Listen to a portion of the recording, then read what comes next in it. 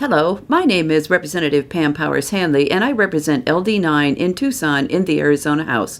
Today is June 1st, 2022. In the last 2 weeks, there have been 2 mass murders in the United States of America. On May 14, 2022, a young man went into a grocery store in Buffalo, New York, and murdered 10 black people and injured 3 more. 10 days later, another young man entered a school in Texas and murdered 19 students and 2 teachers. He also injured another 17 people, while the good guys with the gun waited outside until it was safe. The Uvalde school shooting in Texas, in my opinion, completely debunks the idea that in order to stop a mass shooting, all you need is a good guy with a gun. Well, there were far too many good guys with guns who happened to be police officers waiting outside of that school and even helping children out of windows rather than going into the school to confront the shooter. So I think that we could dispense with that myth right now. So what is the United States going to do? We are one of the most violent countries in the world because we have more guns than anybody else.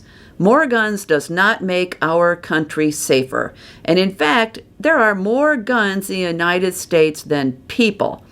How crazy is that, really? When are we going to address this?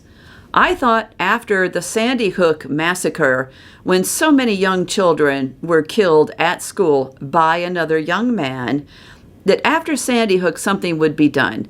But you know what? Arizona's 2 senators, John McCain and Jeff Flake at the time, were instrumental in stopping any sort of gun reform after Sandy Hook. And it's just snowballed since then. It's been many years since Sandy Hook, and these massacres continue. So what are we going to do?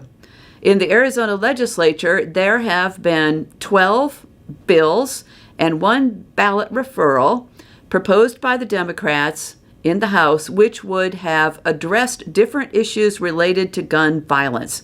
For example, there is 2304, which bans bump stocks. There's 2361, which is a 3-day waiting period before you can actually get the gun that you want to buy. There is 2364, which is a physician's brief intervention regarding child safety if you have guns at home. There is 2366, which is background checks before sale. 2363 requires the Department of Public Safety to set up a portal for federally approved firearm dealers so they can do background checks. There's 2367 about safe storage of guns and ammunition. 2368, which is a TPT tax break for safe storage devices.